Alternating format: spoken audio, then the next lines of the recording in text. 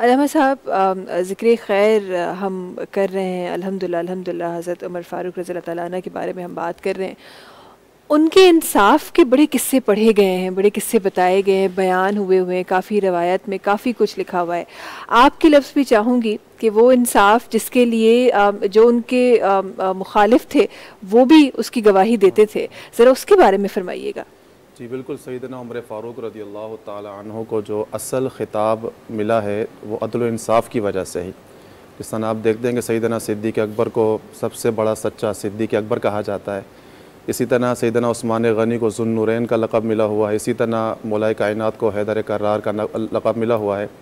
सैयदना उमर फ़ारूक की जो शख्सियत है अदल व इंसाफ़ के मामले के अंदर बहुत सारी मिसालें हमें इसकी मिलती हैं।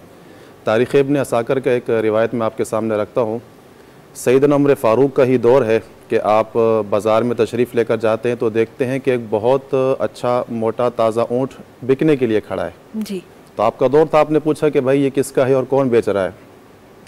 पता करने पर मालूम हुआ कि आपके साहबजादे ही इस ऊँट को बेचने के लिए लाए हैं। तो आपने अपने साहबजादे को बुलाया और बुलाने के बाद पूछा कि बेटा ये इतना मोटा ताज़ा ऊँट आपने कहाँ से लिया है। तो उन्होंने उसकी अब्बा जान ये था तो कमज़ोर ही, हमने जब ख़रीदा कमज़ोर था, लेकिन सरकारी ज़मीन पर चर चर कर ये इतना मोटा ताज़ा हो गया है। अब सैयदना उमर फ़ारूक का अदल व इंसाफ़ देखें कि आपने हुक्म क्या इरशाद फरमाया। आपने फरमाया कि बेटा इस ऊँट को फ़रोख्त करो और जो बाज़ार के अंदर आम ऊँट की कीमत मिलती है वो आपने रखनी है, बाकिया ऊपर की जितनी कीमत है वो आपने ख़जाने के अंदर जमा करानी है। यह है सैयदना उमर फ़ारूक रज़ियल्लाहु ताला अन्हु कि अगर ऊँट जो है सरकारी ज़मीन पर चरता है तो उसका आम ऊँट की कीमत आपने फरमाया कि वो आपने रखनी है, बकिया ऊपर की कीमत आपने सारी की सारी ख़जाने के अंदर जमा करानी है। तो जो अपने घर से ही इंसाफ को शुरू करे तो फिर वो पूरी कायनात के अंदर भी इंसाफ फैला देता है। तो असल चीज़ अपने घर है। अपने बेटे के साथ जब ये मामलात आपने किए तो फिर आपका अदल व इंसाफ जब आप हुकूमत के अंदर आए होंगे, अमीर बने होंगे, तो आम मुसलमानों पर और दीगर यहाँ पर आपका अदल व इंसाफ किस कदर का होगा। बेशक बेशक बेशक, बड़ी खूबसूरत बात, बड़ी खूबसूरत बात। ऐं वाकई में अगर असां इंसाफ़ जी ॻाल्हि कयूं, वरी पोइ अॼोको दौर जो असां इंसाफ़ ॾिसूं या अॼोके दौर जो असां सिस्टम ॾिसूं तो कुझु ॿियो ई नज़र थो अचे न। अली अकबर साहब, तव्हां कुझु लफ़्ज़ रखणु चाहींदो इन मुस्कुराहट जे पोयां के लफ़्ज़ रखणु चाहींदो? एतिरी वॾी गुफ़्तगू आहे इहो मौज़ू जो अॼु जो इंसाफ़ जेको आहे तंहिं ते मुंहिंजे ख़्याल गाल्हाइण ई ख़तमु थी वियो आहे। हाणे जेको अॼुकल्ह जा हालात आहिनि, अॼुकल्ह जा काफ़ी ज़माने खां जॾहिं खां असां ॾिसूं पिया त असांखे जेकॾहिं हज़रत उमर जे दौर जे इंसाफ़ खे एज खे मिलाईंदासीं त इहो त मुमकिन ई कोन्हे न, कंहिं बि तरीक़े सां 1% बि मुमकिन कोन्हे। त उहो दौर हो, बाक़ाइदा दौर। अॼुकल्ह त नाइंसाफ़ी जो दौर आहे हर शइ में, जेको चाहे वो हिकिड़ो असां पाण खां शुरू कयूं, चाहे दुकानदार खां, चाहे कारोबारी ताजिर खां शुरू कयूं, चाहे हुकूमत खां शुरू कयूं, चाहे कंहिंजे तरफ़ जी नज़र विझंदासूं असांखे इंसाफ़ न मिलंदो। अच्छा, असां मां कॾहिं कॾहिं इहो सोचींदी आहियां त ही उहे वाक़ियात आहिनि, ही उहे ॻाल्हियूं आहिनि जेके अॼु असां रिपीट करे रहिया आहियूं, असां पढ़ी रहिया आहियूं, थोरो घणो शायदि असां सम्झूं बि था इन खे। उन खां पोइ असांखे ही हालात नज़र अचनि था।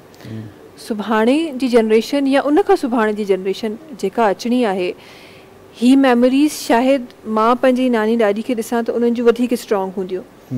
हींअर मुंहिंजूं केतिरियूं आहिनि, मूंखां पोइ जेके जनरेशन अचनि पियूं उहे आहिस्ता आहिस्ता इहे जेके मेमोरीज़ आहिनि कंहिं तरीक़े सां मूंखे लॻे थो फेड आउट थींदियूं पियूं वञनि इहे ॻाल्हियूं।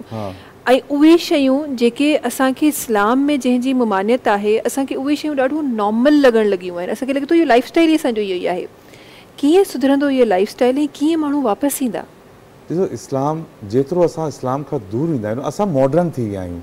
अच्छा, मॉडर्निज़म जो मतिलबु इहो कोन्हे त इस्लाम खां तव्हां परे थी वञो। इस्लाम पंहिंजी जाइ ते आहे, दुनियादारी पंहिंजी जाइ ते आहे। असां पंहिंजे घर में बि ॾिसंदा आहियूं, नज़र विझंदा आहियूं त असांजो माहौल चेंज थी वियो आहे। जेतिरो माहौल मॉडर्न थींदो हू छा त असां इस्लाम सां लगाव न रखंदासूं त माहौल ऐं सिस्टम सही न थींदो। सभ खां मेन शइ आहे त असां जेको इस्लामी अहकामात आहिनि, क़ुर ऐं हदीस आहे, जेको असांजे नबियनि असांखे सम्झायो आहे किताबनि में ऐं क़ुर पाक में अलाह ताला जो हुकुम आहे, असां उनखे अमल कंदासूं त नॉर्मल लाइफ बि असांजी बिल्कुलु सेट थी वेंदी। असां सम्झायूं त हीअ पुराणी शइ आहे, असां जदीद थी विया आहियूं, जेको न चवंदे बि ज़हनी तौर ते इहो सभिनि जे नए माशरे में ॻाल्हि अची वई आहे त यार किताबी ॻाल्हियूं आहिनि पुराणी। अॼु जो दौर इहो आहे। तव्हां हिकु नंढे ॿार खे पुछंदव न, जेको वॾो पुछंदो त यार तुम ये क्या करो, ये बोला आपको क्या पता बाबा, मतलब ये लफ्ज अची हुआ है, तो आपको क्या पता, नया आप नहीं दौर है जानते, पता हाँ, ही हाँ। लफ्ज सॼो सिस्टम इन ख़राब कयो आहे, बिल्कुल हुनमें हर शइ अची वई आहे। बिल्कुल सभ खां पहिरीं त असांखे पंहिंजे घर जे माहौल खे सेट करिणो आहे। हे हर माण्हू इहो सोचंदो न त असांखे पंहिंजे घर जे माहौल सभ खां पहिरीं पाण, छो त पाण वॾो ठीकु न थींदो त औलाद न न थींदी। थींदो, हू चवंदी जे बाबा ई आहे त असां छो सही थींदा। जॾहिं हिकिड़ो माण्हू पंहिंजे पाण खां शुरूआति कंदो त पूरो निज़ाम इंशाल्लाह सेट थी वेंदो। इंशाल्लाह इंशाल्लाह। हिकु ॿी ॻाल्हि जेका अलामा साहब असां गॾु वेठा आहिनि, हिकु ॿी ॻाल्हि जेका मां पंहिंजी ट्रांसमिशन में रखणु चाहियां थी। अलामा साहब, आज बैतुल मुक़द्दस के फ़तह का भी दिन है आज, तो ज़रा सा मैं उसके, मुझे ऐसा लगता है मेरा इल्म तो बड़ा महदूद है, कुछ चीज़ें हम बचपन में पढ़ते हैं वो याद रह जाती हैं, कभी कभार रिवाइज़ हो जाती हैं।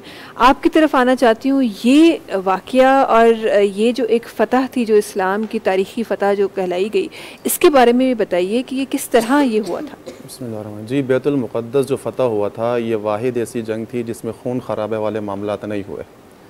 यहूदियों के पास अपनी किताबों के अंदर ये बात मौजूद थी कि इस्लाम के दौर का और तमाम निशानियाँ सैयदना उमर फ़ारूक की उनके पास मौजूद थी कि इस तरह का खलीफा होगा, ये नाम होगा, ये मामलात होंगे, वो आएगा और हमने बैतुल मुक़द्दस की चाबी उनके हाथ में देनी है। उसमें सबसे बड़ी निशानी ये थी कि जब वो आएगा तो वो अपने फ़कत एक ग़ुलाम के साथ होगा। इतना बड़ा बादशाह, वक्त का अमीर, आज आप आज के प्रोटोकॉल देख लें मामलात, और उस दौर के सैयदना उमर फ़ारूक आज तो मुझे रास्ते में भी प्रोटोकॉल मिला है, रास्ता, हालांकि संडे का दिन था, ट्रैफिक भी नहीं थी, फिर भी रास्ता रोक लिया गया था, कोई वीआईपी मूवमेंट हो रही थी। जी, बस यही मामलात हैं। जिस तरह भाई ने भी कहा कि अगर हमारे यही उन्हीं तमाम वाक़यात को देखकर अगर हम अपने आप को ठीक कर लें, उनका दौर हुकूमत को देखकर हमारे दौर हुकूमत के लोग अपने मामला ठीक कर लें, उनके घरेलू मामला देख के हम अपने घरेलू मामला ठीक कर लें, तो सारा माशरा इंशाअल्लाह खुद